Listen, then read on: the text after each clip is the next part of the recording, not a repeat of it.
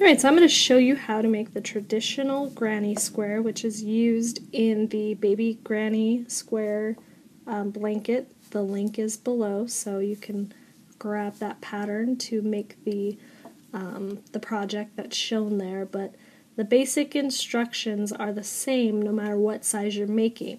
So I wanted to show you what different yarn and hook sizes do to this traditional granny square. So I'm going with a worsted weight yarn and a size H or 5mm hook to show you the kind of drape and effect that you get from a smaller hook using a worsted weight yarn. So to begin the pattern, and I'm also going to change color, so I want to show you how to change color and weave in your ends on this one, and I'll also show you a bigger size hook with this same kind of yarn in a single color, so you can see lots of different options. So to begin this project, it tells us to chain 4. So we're just going to do 4 normal chains, and then we're going to join it with a slip stitch. So I always just kind of fold it together and make sure the tail's on the bottom when I join. I just make it a habit. It's not really important where your tail is for this project because you're going to be working into your chain. So I'm just going to slip stitch. Doesn't really matter where you join it either. You don't have to catch 2 loops or anything because you're not going to see any of this ring. It's going to be completely crocheted over. Now I'm going to chain 5. This is going to be the beginning of the very first round, and I need to chain 5, which is going to count as 1 double crochet, which is this first chain 3, and then the next 2 chains count as a chain 2. Now my pattern's telling me that I need to DC 3 times in the ring, which is double crochet 3 times inside this ring. So I yarn over to begin my double crochet, stick my hook through this ring, yarn over a layover. I call this a layover because you're just kind of laying it over the top of your hook to catch it. So just turn your hook down and pull it through. Then yarn over and do your double crochet by pulling through the first 2 loops, and then yarn over and pull through the next 2. So I'm going to do 2 more of those. And as you work around this ring, you're going to see that the whole thing is going to just go away, and it's going to become part of the project because all of these double crochets are going to be worked around here. So I am just finishing off the 3rd double crochet, and I have a repeat. It's telling me to chain 2 and then to do another 3 double crochets in the ring again. So I just keep reaching through the center, pulling up that loop, and you'll notice that I always push my hook so that all of my loops rest on my shaft. And what that does is give all of my stitches the same gauge and the same height. You can see there are some people that do different types of crocheting where they might lift on their loop or pull down on their loop, and that'll give you a different gauge. But I find that keeping it on the shaft gives me the most consistent, because if you're lifting your loops, you're not always going to lift them to the same height. So you're going to have different size stitches. So if you find that your projects are a little wavy or a little inconsistent, try putting all of your loops on the shaft of your hook, and you'll find that it's probably a lot straighter. So now I have 2 sets of 3 double crochets. I need to make another one. You'll see that it has a repeat on the pattern, which I have put right above, so you can see how it actually looks. The great thing about this pattern, it gets really wordy in the written pattern, but once you understand the easy repeat of this pattern, you don't even have to read the pattern. You can just look for the color changes if, like, you're reading my pattern that has specific color changes, or make up your own as you go. So I chain 2, and then now I'm only going to do 2 double crochets. And the reason being is because I want even sides of 3 double crochets. So this first chain 3 is counting as 1 of my 3 double crochets that need to go on this side of the square. So I'll show you a little bit more what that means after I finish these last 2 double crochets. And you'll see that my ring is completely full of double crochets. Then I need to join my hook at the top of my chain 3. So make sure you're finding that very first chain 3. It might have gotten a little hidden from your rings, or you can count backwards from your chains up here. This is your very first double crochet, so that's 1 chain, 2 chain, and that's the 3rd chain, where you can pull this to uncover that very first chain down here. It can get kind of small, so sometimes it's better to count backwards. So I have 1, 2, and 3. And I like to catch the back loop and the bottom bump at the same time when I have these kind of joins, just to make it a little less noticeable. You'll see that the hole is kind of small.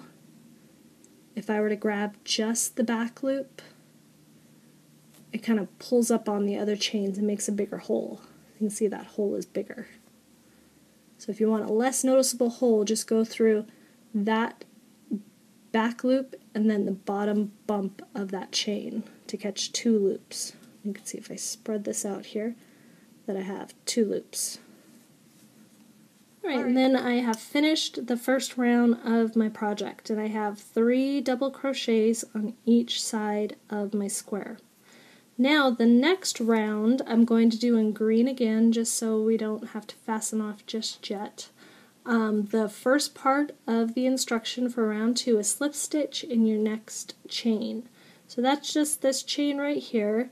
This is to set us up properly for our round, so that we have the same instructions round after round, so it's even less problem memorizing this and being able to just sit back and make anything out of this motif pattern. So I'm going to chain 5 again, and once again it's going to count as 1 double crochet and then a chain 2. And what I'm doing right here is making this corner again. So this is the round 2 corner for this portion of my project. Now, I'm sure that doesn't make much sense, but it will once I finish it. So I'm going to double crochet 3 times back into this chain 2 space. So it's very easy because all you have to do is just go around the entire chain. You don't have to catch a loop or anything. So this makes it very simple to work your stitches. So you're just going to do 3 double crochets in there. And then what we need to do is go work our next corner. So what we need to do is chain 1, because we want to make a space right here between this chain 3. And now we're going to do 3 double crochets, chain 2, 3 double crochets, all into this chain space. So it's going to be kind of this stitch pattern again, but put just into this space. So I'm going to do 3 double crochets in that chain 2. When you read the pattern, it says make 3 double crochets in the chain 2 space. Whenever it tells you to make stitches into a stitch, it's always referring to the stitches of the round or row below, which is your round 1. So I made 3 already. Now I'm going to chain 2 to make a corner again and do another 3 double crochets. And you'll get the hang of this stitch pattern very quickly. Probably by round 3 you'll be a master at it, and you'll be able to just keep on going. So that's the repeat. You're going to chain 1, always chain 1 at where you need to skip a side. So I'm skipping this side of the double crochets, and then I'm going to make my corner where I'm going to do 3 double crochets, chain 2, and then 3 double crochets again. So I'm going to work around to right at this chain 1 over here and come back. Okay, so I've finished off these other 2 corners and I'm back over here. I just need to do my chain 1. And then, as in the last round, I have already 1 double crochet of this final 3 double crochets that I need to do to finish off this corner. So all I need to do is 2 more double crochets in this space, and then I'm going to join my round. It's funny we call it a round because it's square, but that's just what we do when we work in circles or rounds. Again, you can just count backwards to find the top of the 3 chain, just in case your very first one's a little squished. So you go 1, 2, and 3, and you're going to join that with a slip stitch again. Now we're going to change colors, so that if you are working a granny square motif and you want to change colors, this is going to be the best way to do it. On my pattern, it's already telling you to switch colors, and you can just on this slip stitch switch colors, but what I like to do is wait for the next slip stitch. So watching this tutorial will give you the little inside track on how to make the most clean color change. So what I'm going to do is grab my yarn, and I'm using very colorful orange and green here. Make sure you have a nice long tail that you can weave in. I'm going to show you after I do a couple stitches how to, actually after I finish this whole round, I will weave in this end so you can see how I do it. So if you're a little confused on sewing in ends, what you can do. So I'm sorry, I need to do my slip stitch first. So I'm going to join this yarn in the middle of this very first slip stitch of my next round. So I'm going to insert my hook into the next chain, and then I'm going to join my yarn. So I'm going to lay it over my hook and then pull through the stitch and pull through the loop on my hook. And that just kind of gives a really nice clean color change. It's a little easier to explain in videos, which is why I don't put it in the pattern, because trying to explain that just ends up confusing more people than helping. Now we're just going to continue on with our pattern. And I'm just going to leave the green attached for now. I'll cut it off at the end of this round so I can show you how to weave them in. So again, we're going to chain 5. And you're going to get you're going to start picking up on what you need to do next just from previous rows. And some people will just kind of run the inside yarn around the edges. You can always crochet around it. So if I did my 3 double crochets in this chain 2 space, you can lay your yarn and crochet over it. And that'll work for the most part. I'll do it for a couple of stitches just to anchor it in there. But I still want to cut it and actually sew it in, because that's going to make the join a lot tighter. It's gonna weave it in a lot tighter so that it's not prone to poke out. So I'll do 3, and then I'll let it flop out after that, and I'll sew it in at the end.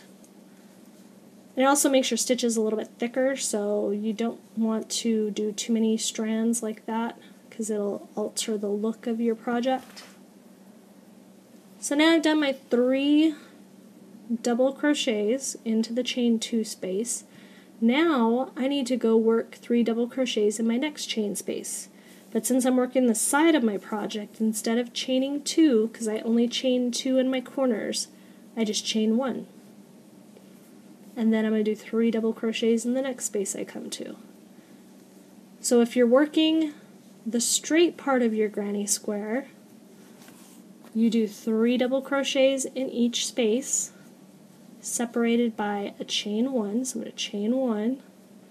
If you're working the corner spaces, you're going to double crochet 3 times in there, and then chain 2 to make the corner, and do another 3 double crochets. And that's all you have to do for this motif, is you repeat that over and over again. So every side, you're doing 3 into every space that you come to, and the corners, you're doing 6 double crochets separated by a chain 2. So I'm going to finish up this round, or I'll get back over to here so we can go over that again, and then I'll show you how to cut these ends and weave them in. Alright, I'm back around the entire project, and I'm back to that beginning chain 3, so I'm going to chain 1 to get back over to this corner, and do 2 double crochets to finish off this corner part. And then again I'm going to join into the top of my chain 3, so I have 1, 2, and 3. So I'm just going to slip stitch in there, And then I'm going to stick a stitch marker in here so that I don't pull these stitches out as I'm showing you how to weave in your previous ends. And projects will usually tell you to weave in as you go, so I'll usually work around like this and then I'll start weaving in these extra bits. And it just makes it easier so you don't have to do all of these at the end. You can wait till the end, totally up to you. But when you have color changes, I wanted to show you how you should be working these as you do when you have color changes. These are my needles. Depending on what kind of yarn you're using will kind of dictate the kind of yarn needle you should use. I'm going to use this one with a nice big hole, and it's nice and straight so it's easy to weave in. This one, these little bent ones I like using for amigurumi because you can get around those three-dimensional objects very easily. So I'm going to begin by threading my needle, and don't do both colors at once because you have separate colors. You need to weave them in at different areas. I'm not going to weave the green into the orange because it might show through. I need to weave it in through the green. So to thread the needle easily, I lay it over the top and then I pinch it nice and tight and pull the needle off. Then I turn it and stick that end right through the hole easily. So you don't have to worry about if you have like a frayed end trying to thread that needle. So that was the fasten off portion of your pattern. Now the weaving in is actually sewing in. You can use a hook. If you grabbed a hook with a smaller shaft, a smaller sized hook, you could pull through so that if you don't have yarn needles, you can pull through each stitch and just go back and forth through all your stitches and pull the loop through. But a yarn needle makes it much faster and easier. So what I do is I try to find thick parts of my stitches. So I try to weave through all those thick parts that will keep my tail hidden as best as it can, but also not pull my project in strange places. So I'm not going like straight across and pulling it tight because I'm going to close off all these holes. I have to make sure that I'm staying where my stitches are. And what I do is I pull on my project to pull the loop or pull the yarn so that it's laying in there nice and slack, and that'll help keep it from poking out. Now by going back and forth, it's going to secure it even more. So don't just work in a big circle and leave it. Go one way and then stop and then go the other way. And since it's the same color, if you go over the top of a stitch, you're not really going to be able to tell. So the more you weave it in, the more secure it's going to be. So if you have the time and you don't mind doing it, just keep going until you run out of yarn. And I'm going to stop here since you'll probably get very bored watching me sew this entire thing in. And then when I cut it, I pull up just slightly so that when I cut it, it kind of pulls back into the project and hides itself. And you can pull on it some more, make sure it's not poking out. If it pokes out, just take nice sharp scissors so you can get close to the project and cut it. Just don't cut your actual yarn though. Don't cut your project. Same with the orange. I'm just going to weave it in. I make sure that I stay on the orange. If you're making another round of orange, you might want to wait to weave it in until you make that second round, or whatever color you're using, because you're probably not going to use this color combination. This is just what I grabbed out of the stash. The yarn that I use in the actual Baby Granny Square project is a super bulky yarn, so this project works up really fast. And if your yarn needle is not big enough for that thick of a yarn, then you're going to use your hook. So sometimes because of how these are spaced, you won't be able to go back and forth just yet, so you might have to go over to your next portion of stitches to be able to go back and forth. And this is all you're going to do when you need to weave in. Just work it back and forth as much as you can to secure it well, especially for things that will get lots and lots of use, like blankets, and get lots of washings. So what I'm going to show you now, these granny squares are great because you can make them any size you want. You could stop here and make lots of these sizes and then sew them together.